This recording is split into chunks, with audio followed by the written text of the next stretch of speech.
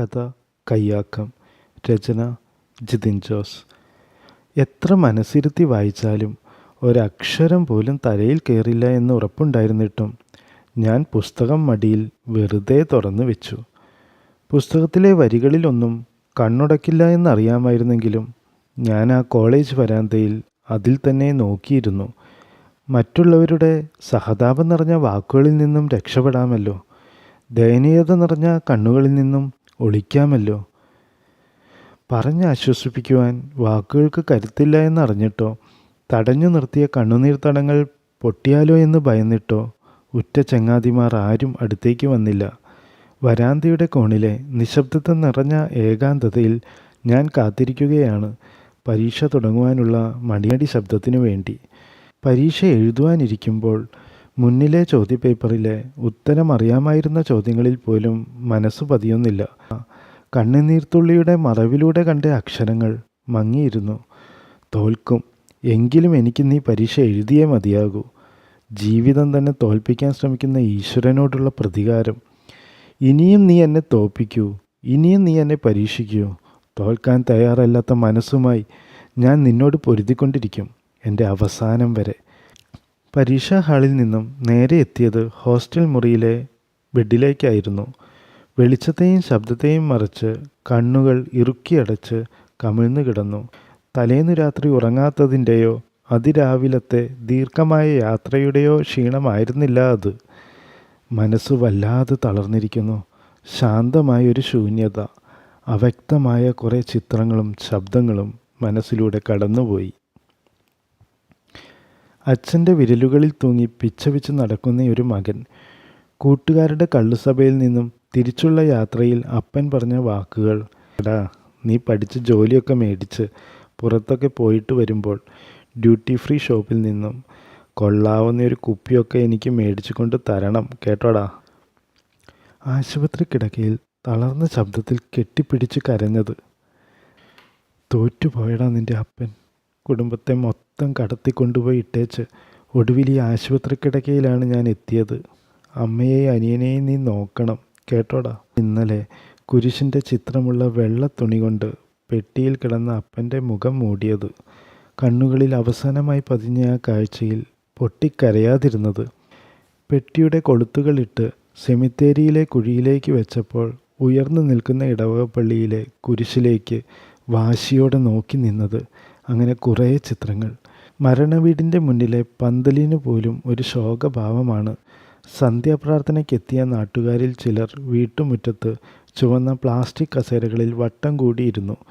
സംസാരത്തിനുള്ള വിഷയദാരിദ്ര്യത്തിൽ പരസ്പരം മുഖം നോക്കിയിരുന്ന അവർക്ക് ആശ്വാസത്തിനായി ആരോ രാഷ്ട്രീയം എടുത്തിട്ടു.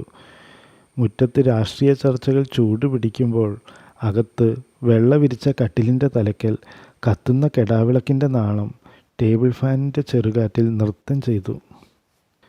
ഉറ്റവനെ നഷ്ടപ്പെട്ടവരുടെ കരച്ചിലിനും ഏങ്ങലടികൾക്കും മുകളിലായി സന്ധ്യാപ്രാർത്ഥനയിലെ സുറിയാനി ഗീതങ്ങൾ ഒത്തുകൂടിയ പെണ്ണുങ്ങൾ ആർത്തു ചൊല്ലി.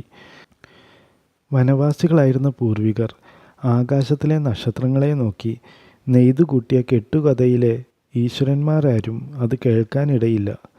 കേട്ട കഥയിലെ ഈശ്വരന്മാർ ആദ്യം ജൂതൻ്റെയും പിന്നീട് ക്രിസ്ത്യാനിയുടെയും ഒടുവിൽ അറബിയുടെയും പുസ്തകങ്ങളിൽ വാസമാക്കിയിട്ട് നാളുകൾ കുറേയായി. അവർ ആരും മനുഷ്യരുടെ സങ്കടം തീർക്കാൻ ഇറങ്ങി വന്നിട്ടില്ല. എങ്കിലും എന്നെങ്കിലും വരുമെന്ന പ്രതീക്ഷയിൽ കുറേ ജീവിതങ്ങൾ ആർക്കോ വേണ്ടി തള്ളി നീക്കുന്നു. അപ്പൻ്റെ മരണം ബാക്കി വെച്ചത് ബാധ്യതകളുടെ വലിയൊരു ലോകം തന്നെയായിരുന്നു. മുന്നോട്ടൊറ്റയ്ക്ക് എങ്ങനെയെന്നറിയാതെ അന്ന് രാത്രി കണ്ണുകൾ തുറന്നു തന്നെ കിടന്നു. ഒറ്റ ദിവസം കൊണ്ട് ജീവിതം തന്നെ മാറിമറിയുന്നു. ഇനി പഠനം എന്നുള്ളതൊരു സ്വപ്നം മാത്രമാണ്. ഉടനെ എന്തെങ്കിലും ഒരു പണി കണ്ടുപിടിക്കണം, കുടുംബത്തെ പോറ്റണം, കടങ്ങൾ തീർക്കണം. അപ്പൻ ബാക്കി വെച്ചിട്ട് പോയ മൂത്ത ആൺതരിയാണ്. ഉത്തരവാദിത്തങ്ങൾ ഏറെയുണ്ട്. ചിന്തകൾ കാട് കയറുമ്പോൾ നിദ്രാദേവി അടുത്തേക്ക് വരാറില്ലല്ലോ. എന്നാൽ എൻ്റെ ചിന്തകളിൽ ഒന്ന് ഞാൻ മറന്നു. ജനനി എന്നതിൻ്റെ ശക്തി, ലോകത്തെ മൊത്തം ഉദരത്തിൽ വഹിച്ചവളുടെ ശക്തി, അസ്ഥികൾ നുറുങ്ങുന്ന വേദനകൾ സഹിച്ച് പുരുഷന് ജന്മം കൊടുത്തവളുടെ ശക്തി. മുന്നോട്ടുള്ള പഠനം നിർത്തി കുടുംബത്തിൻ്റെ ഭാരം ഒറ്റയ്ക്ക് തോളിൽ താങ്ങാൻ തീരുമാനിച്ചുറപ്പിച്ച് നേരം വെളുപ്പിച്ചവൻ്റെ മുന്നിലേക്ക് അമ്മ വന്നു. നീ ഉറങ്ങിയില്ലേ? എൻ്റെ മറുപടിക്ക് കാത്തു നിൽക്കാതെ അവർ തുടർന്നു. നിനക്ക് ഇന്നല്ലേ പരീക്ഷ? 5:30 ട്രെയിന് പോയാൽ അത് എഴുതാൻ പറ്റില്ലേ? ആ ഉറച്ച ശബ്ദത്തിന് മുന്നിൽ എനിക്ക് മറുപടി ഉണ്ടായിരുന്നില്ല. നീ റെഡിയായി വാ, ഞാൻ ചായ എടുക്കാം. കൂടുതൽ വാക്കുകളൊന്നും ഉണ്ടായിരുന്നില്ല. ശക്തമായിരുന്നു തീരുമാനങ്ങൾ.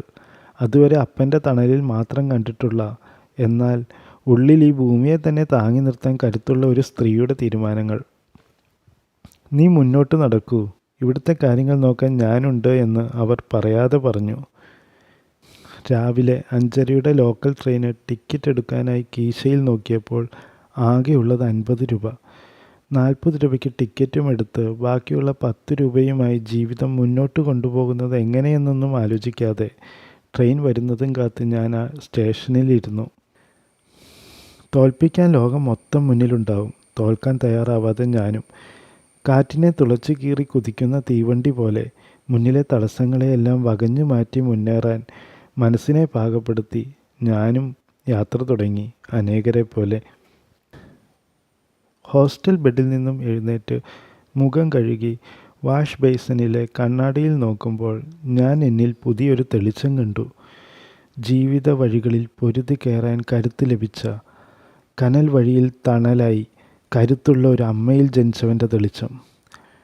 അടുത്ത പരീക്ഷയ്ക്ക് വേണ്ടി പുസ്തകം കയ്യിലെടുത്തപ്പോൾ മനസ്സിൽ ഉറപ്പിച്ചിരുന്നു, ഇനി ഈ ജീവിതത്തിലെ ഒരു പരീക്ഷയിലും ഞാൻ തോൽക്കില്ല.